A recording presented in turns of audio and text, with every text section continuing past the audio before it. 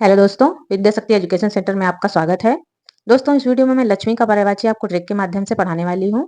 Screen पर जितने भी पर्यायवाची लिखे हुए हैं लक्ष्मी के, इन सभी को मैं कोरिलेशन मेथड से इतने आसान तरीके से आपको समझा देने वाली हूँ कि परीक्षा में लक्ष्मी का पर्यायवाची आप बिल्कुल भी गलत नहीं करेंगे। तो चलिए स्टार्ट करते हैं।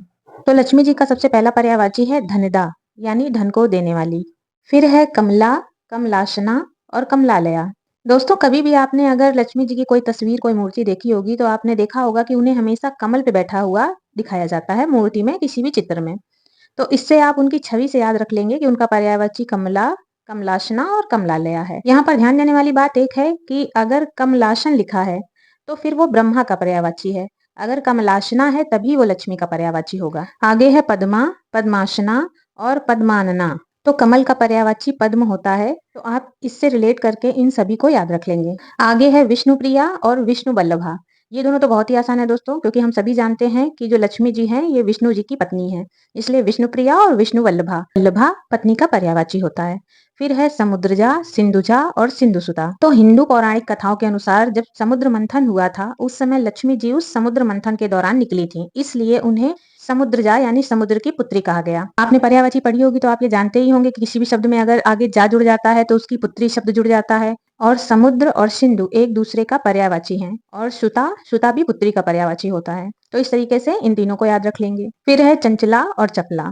तो ध्यान देने वाली बात यह है कि चंचला और चपला बिजली का भी पर्यायवाची होता है, लेकिन ये लक्ष्मी जी का भी पर्यायवाची होता है। याद कैसे रखेंगे? लक्ष्मी जी धन की देवी हैं, और धन केवल पैसे को ही नहीं कहते हैं। जैसे सोना हुआ, चांदी, हीरे, ये सब भी धन ही माने जाते हैं। तो सोना, चांदी, हीरे, मोती, ये सब एकदम बिजली की तरह चमकते हैं। इन दोनों को आप इस तरह से याद रख लेंगे। फिर है श्री। श्री लक्ष्मी जी का पर्यायवाची है, तो इसे मैं बहुत ही आसानी से याद करा दूंगी। दोस्तों, इस समय दिवाली का समय चल रहा है और दिवाली पर सभी के घरों में लक्ष्मी और गणेश जी की पूजा हुई है।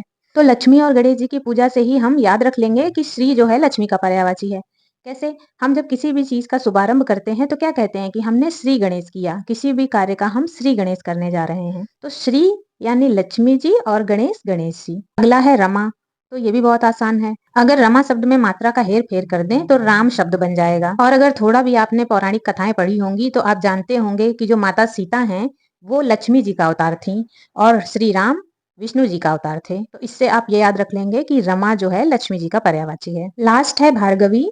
तो पौराणिक कथाओं के अनुसार एक बार लक्ष्मी जी ने भृगु ऋषि के यहाँ पुत्री के रूप में जन्म लिया था, और भृगु ऋषि की पुत्री होने के कारण उन्हें भार्गवी कहा गया। आई होप दोस्तों वीडियो आपके लिए हेल्पफुल रहा होगा। वीडियो हेल्पफुल रहा हो तो वीडियो को एक लाइक जरूर करिएगा, और इसी तरीके के और वीडियो अगर आप पाना चाहते हैं तो मेरे चैनल को सब्सक्राइब जरूर कर लीजिएगा।